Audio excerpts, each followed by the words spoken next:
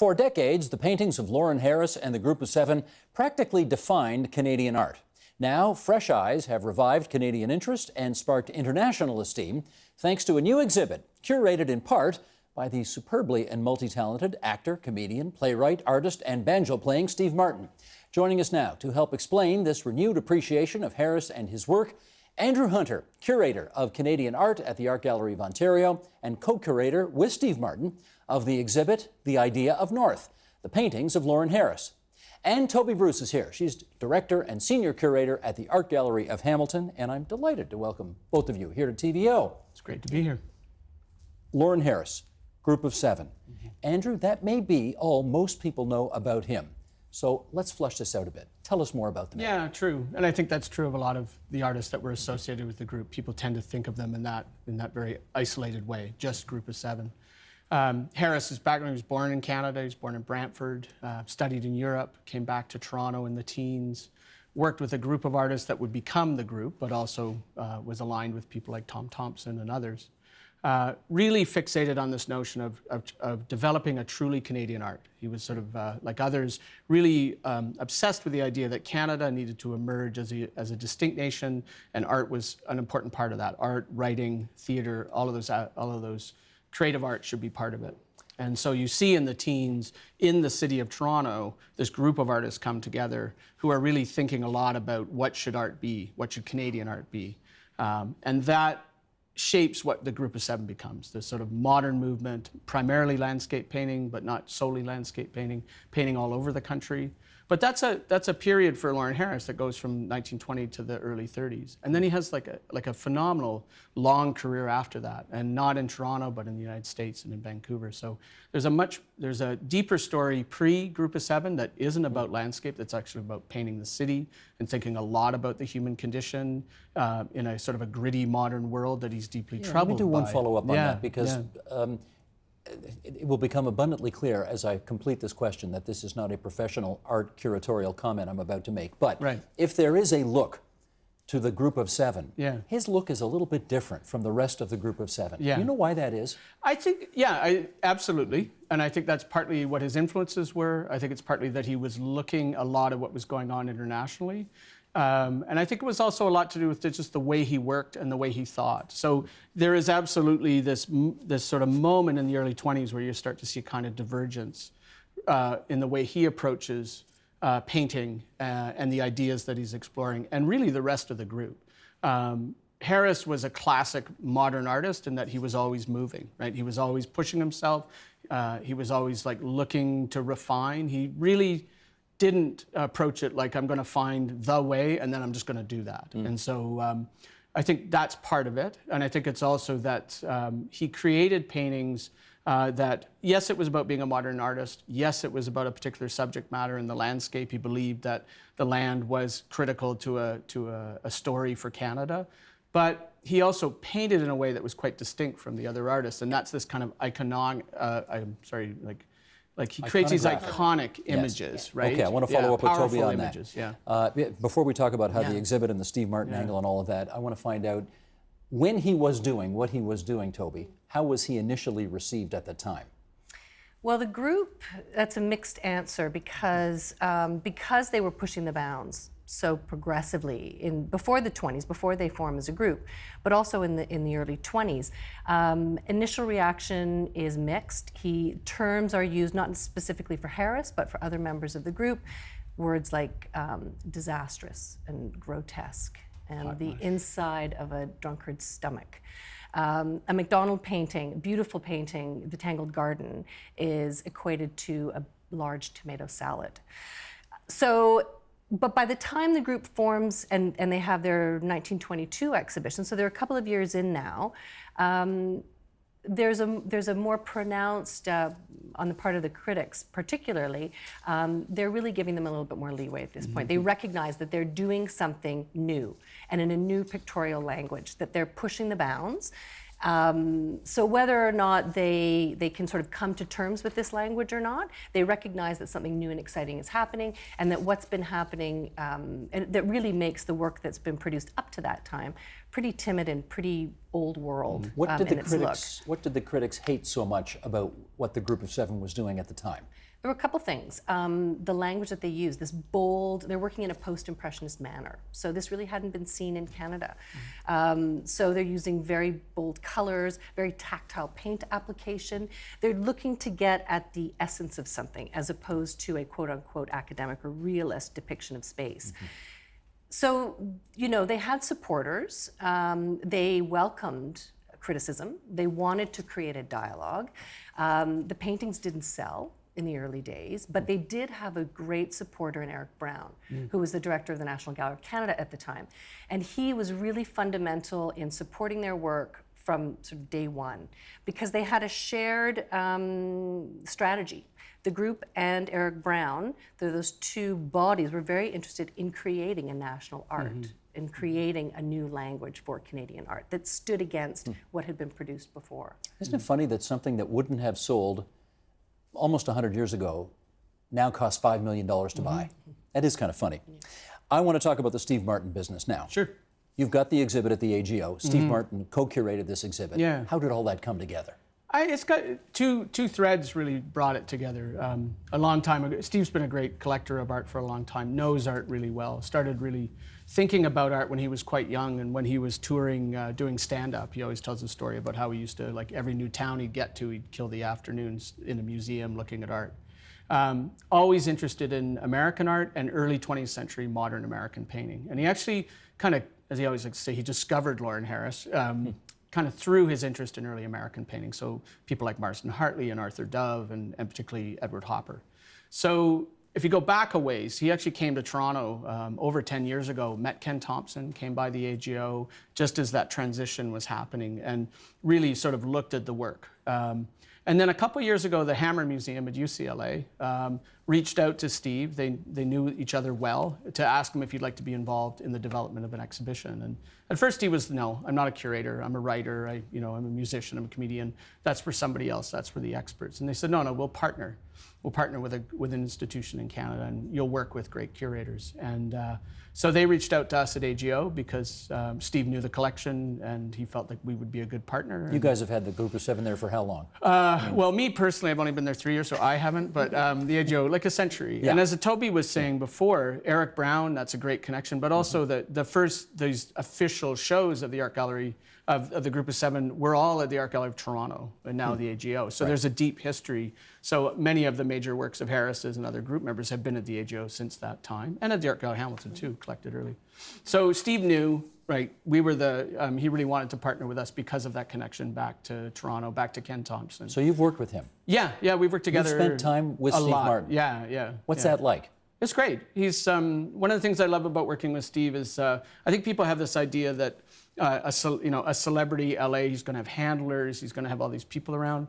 He's totally independent. He travels on his own. We went together, him and I, and also Cindy Burlingham from the Hammer, traveled, looked at the paintings. He didn't mail it in. This wasn't one of those things, I'll put my name on it and we'll get Andrew to ghost curate.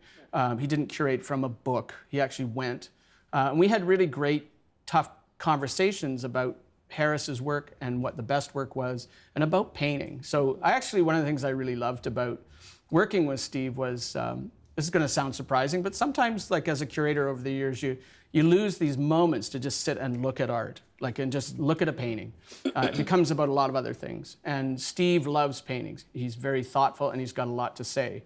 I learned a great deal about the deeper history of American art from working with Steve. If I can jump in, he came to Hamilton with Cindy Burlingham. Yeah. Andrew wasn't able to come that day, and Philbin was also joined them, and I really didn't know what to expect. And I was really impressed by the way he thought about painting.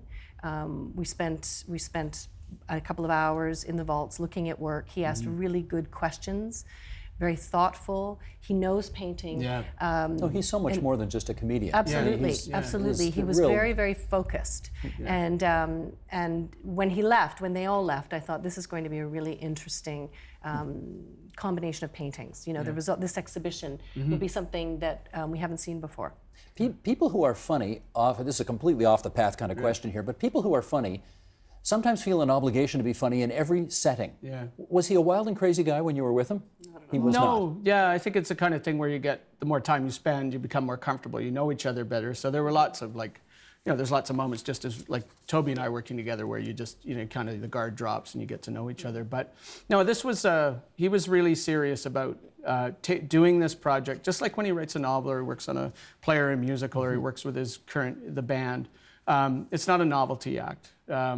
He takes it very, very, he wouldn't have done it unless he felt he could contribute. And the other thing I'll say is like what we're doing here at the AGO with this show, the core of it is the show that was in the United States, this sort of amazing group of just over 30 northern landscapes. But we've really built a wider, expanded project that's about Toronto, that grounds that work here in Toronto. And I've taken the lead on that, but always in dialogue with Steve. He really felt that the show, as it moved from LA to Boston to Toronto, that it would change what it was about. It would do different things. And he recognized that Toronto's our town. And it's he's going to bring some new insights, but also he's inspired us. It's been he's been a real catalytic presence, and it's been inspirational. And I'd also say that's I acknowledge and credit Andrew and the team because it's very tempting to do a beginning to end story when you're presenting an artist, the good, the bad, and the ugly. And every artist has strengths and weaknesses, good work and weaker work. And it's a trap that we sometimes fall into. And what I really like about the original conception of this project, and as Mr. Martin said, he said, we're really just looking to sort of hit them over the head with the very best. And so he was looking at it very objectively and not at the long arc. And I will say that Harris actually, of all the group, has the most interesting long arc. Yeah. So to really be able to focus in, I think it's, congratulations. Can I just understand this? Has Lawren Harris done bad and ugly work as well as good work? I would say, well, I think you could argue that some of the work is not strong. I think one of the things that, Harris is, what's great about him as a modern artist is he stays committed to challenging himself. And so I think a lot of people recognize that these core works of this sort of classic northern landscape are where everything kind of aligns. That what he wants to do is in sync with the wider conversation nationally and internationally. It really resonates. He's like really in sync, right? Things align. Where he goes out of that makes total sense for him as an individual, as an artist. He's trying to find a path, but it doesn't quite sync. It doesn't quite resonate with a wider audience. I think if he'd stayed in the United States, he would have found a different kind of receptive audience for this transcendental spiritual abstraction. He did not have that audience in Canada. People weren't into that in Vancouver, and certainly not in Toronto. Well, they're into it now, that's for darn sure. Yeah. And I want to just, Sheldon Osmond, our director, I'm going to ask him to play a clip here from a documentary that we had on TVO within the past week. This is from the documentary called Where the Universe Sings, The Spiritual Journey of Lawren Harris. If you missed it on TVO, it's still on our website, tvo.org. You can watch it online. Beautiful documentary on Lawren's life. Let's watch this clip and then we'll come back and chat. Roll it, please, Sheldon. It's a colonial debate. It's the people trying to find themselves. The Canadian elite lives in a mid-Atlantic trough. Physically, lives here, makes its money here, takes its values and aesthetic and political values, etc., from Europe or Britain. But Harris is saying, come on, anchor your mind in Canada, anchor your mind in the northern landscape. It's not just good for getting minerals out and making money, but there's something there about what is Canada, and that's the 9/10 of this country you deny imaginatively. Oof. So beautiful and so beautifully said. Yeah. So beautifully said. Toby, how did the work of Harris at the time have an impact on others who were painting at that time? Well, it really depends on where they were sitting. So, for instance, in Quebec, in Montreal, in 1920, the very same month the Group of Seven forms, you have the Beaver Hall group forming in Montreal. What they share with the group is an interest in modern painting and in furthering what's happening in the art world. But that's where that's where it really ends. They're not interested in this northern landscape. They're not interested in creating a national school of painting. They're interested in people. They're interested in urban scenes. They're interested in rural scenes, in the figure. In Ontario, And I automatically go to the women artists, the contemporaries of the group, and think about how they had to negotiate this sort of specter of the group, which cast a very, very long shadow. In Ontario, there's a work in our collection by a contemporary of the group. She actually she was at OCA studying with two members of the group, the Ontario College of Art, from 1920 to 1925, and her name is Rhodey Kenny-Cortis. And we have a work in our collection, which I brought into the collection because of precisely your question. What was the impact on the group and how they dealt with it pictorially? So it's a landscape that you can literally cut in half. The top part is a Lawren Harris landscape. It is stylized, it is, the light is quite transcendent, there's a modulation of form, and the lower half, it's not the wild landscape. She's humanized the landscape. She's included the town of Scriber, which is where she painted. They were very aware, this was a trip that she took to the North Shore of Lake Superior, which was one of Lawren Harris's sort of spiritual grounds. And she was with Yvonne McCaig, another painter of the landscape. And there's actually a letter from Yvonne McCaig in 1929 from Scriber saying, Rhodey Kenny-Cortis and I are going out today and we're going to paint ourselves a Lawren Harris. How, in your view, did Lawren Harris shape the way we see the north of this country? I think he's had, and I think he had a very powerful impact on how a lot of people understand the north. And I think it's problematic. I think that baggage and that weight, the shadow that is cast, has consequences. I think it perpetuates a certain idea of the North of being a space that is unpeopled, that is empty and open to be moved into. I mean, there's a great quote from Harris about we stand on the fringe of this great northern whiteness, right? And he talks about renewal. And like that in Canada, there's this moment where we can start fresh, we can start anew. It's he criticizes like the conditions in the U.S. that for artists there, they're too burdened by the urban and the city. And I think he's telling a very specific and particular story about Canada that's actually at odds with. Let me figure this out here, because here's where my head went, and you tell me if it's wrong. He talks about this is a space we can move into. This is a space of whiteness. Is that in some way not acknowledging the fact that there are Indigenous people already there for centuries? I think to be fair to Harris is that if you look, and this is what we deal with in the expanded project here, is if you look at his trajectory out of painting the city, because he does begin by looking at the city, the ward, the core of Toronto. He's concerned about the human condition. He's painting this really gritty core of the city, and he's thinking a lot about, through his poetry and his painting, about what it means to live in the world. And he begins to move away from, he sees a different path. He wants a different path. And what you see happen is, in his work, that the figures start to disappear.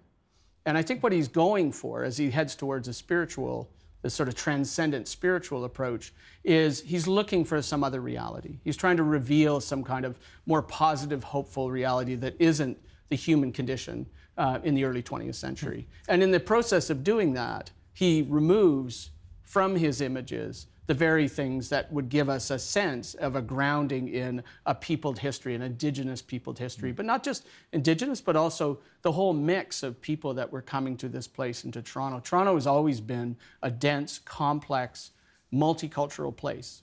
That's the world that Harris moved into. It had been that way since the mid-19th century. He comes in, he responds to it, and then he chooses a path. The issue, why I say it's easy to be really critical of Harris. I think we should be more critical of ourselves as a nation for how we've told a story, that we probably overplayed the imagery of Harris and the group to say this is what it means to be Canadian. Because by boldly stating that, we ignore a complex history that is fascinating and incredibly rich. Well, your wish sort of came true. You know, when you say we the North nowadays, it has a whole different connotation. Yeah, totally. If you're a basketball fan, you'll know what I mean. Let me read this from Border Crossings magazine from a year ago, and then Toby, I'll ask you a question about it. Whenever I look at a cluster of landscape paintings by members of the Group of Seven, I respond exactly as I was intended to, and I think of the very political term nationalism. Their work would provide a visual language for Canadians that expressed the bracing vigor and wildness of a tough and untamed, empty young country. And then I remember why I always felt, growing up on the prairies, that these paintings described another country, some place other than mine. That from Border Crossings. What is it about Harris's paintings that have allowed them, in your view, to stand the test of time? Well, I think because of what Andrew was just talking about, there's a universality to those images. They don't become anchored as much in place as a lot of the other work by other members of the Group of Seven. But I would agree with that sentiment. Having grown up in Montreal, I did not grow up with the Group of Seven either. Those landscapes, I'm not a camper. I'm not a canoeer. Yeah. I recognize the power of those images, and they speak to a faction of this country, historically and in the present. But not to you. But not to me. Not to me from the standpoint of nationhood. Yeah. And I think what's important, the thing that I've sort of talked about a lot, is that, Harris and the group really sort of embedded this idea of the landscape in Canada and the North and wilderness and the bushwhacking model that really stuck. But in the early 20s, he is already moving away from that in his writing. He's already talking about transcendentalism and theosophy and the spiritual. And one of the things... Hang on. You dropped a word there. Transcendentalism? No. Theosophy. Theosophy? Yeah. This is usually where I turn to Steve Martin and he explains it. But you have to. Yeah, in a nutshell, theosophy is connected with transcendentalism. It's a belief that there's a reality beyond the surface of things, that if you have the knowledge, if you can see it. And that if we can find that, there's this, it's about searching for this more positive, hopeful future. Theosophy. Theosophy. How do you spell that? Yeah. Oh, great. Theosophy. Yes. Did I get it right? Yes. I didn't know we were on Beat the Press, or what was it? The spelling bee. Bee. Yeah, that was good. But I want to come back to it because I think what's important, it is important to understanding Harris, and I think it's at the heart of what both makes the work stick in people's minds, but also makes, in a way, is problematic for him, is that the story he was telling in the early teens and in the teens and early 20s, a very nationalist story, he moves on from, and it's these classic northern landscapes of Isolation Peak and the Rockies and the Arctic. He's actually, in his mind, it's about something else. It is actually about a progress to a idyllic spiritual space, right? But for most people, right up to the present, they look at those works and they understand them through the language of earlier, and there's a disconnect.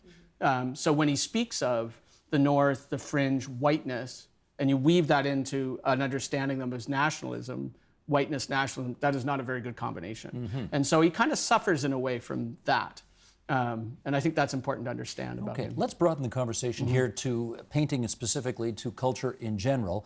And to that end, let me quote from Charles Foran: "Can a vague societal anxiety thrive for a lifetime? In English Canada, it sure can. That anxiety, do we have much of a culture? Do we much care if we don't? Has underwritten our public conversations for 70 plus years. That the root of it may be based on an inadequate conception of the collective space we inhabit is only now starting to be discussed.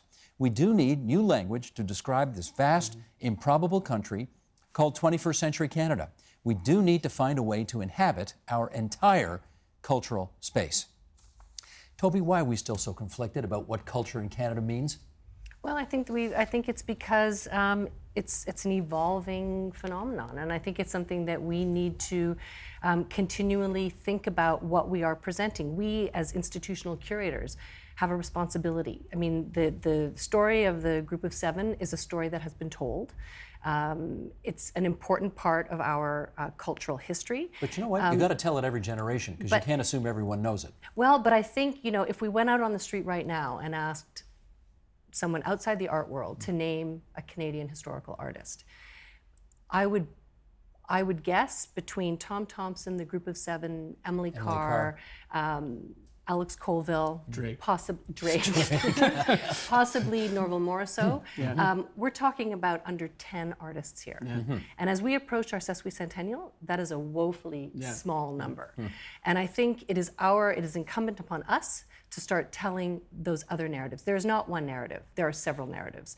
I don't think, for what it's worth, Americans would be any better at answering that question than Canadians would be. No, and they've got thousands more to choose from. Yeah, but I think the thing is that we have, Steve Martin and I often talked about this because people would say, is there an artist in the United States like a Lawren Harris? And he said, no, you can't really pinpoint one person that you would say, that artist stands for the United States. You could talk about O'Keeffe doing a certain thing, or Hartley, but it's, or Norman Rockwell, but it's hard to find that. And I think just to follow on what Toby said, we have a responsibility and an obligation as public institutions to broaden the story, to be collaborative, and to be generous. We can't just keep, if we're going to be engaging and doing projects about the group or Harris, we have an obligation to creatively critique.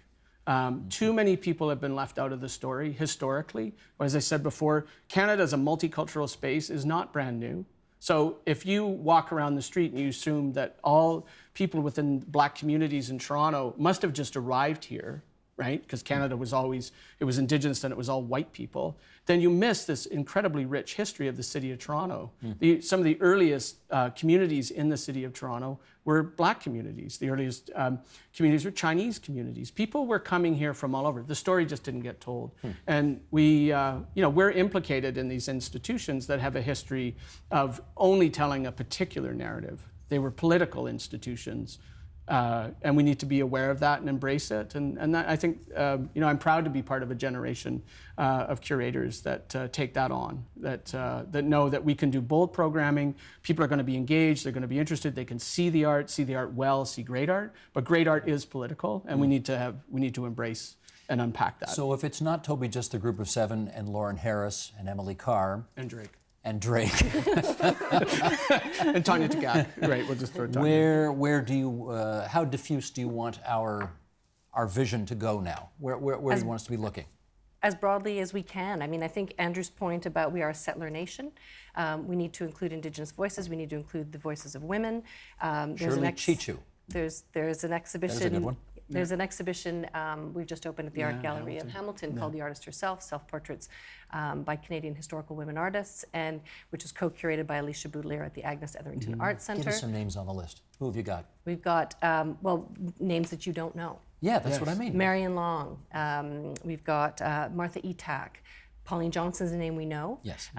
What we did in the conception of that project, though, was to broaden the idea of self-portraiture to include identity, so that we could speak from several perspectives. We could break down the amateur-professional divide. We could include Indigenous and settler voices in one conceptual framework. And I think that's...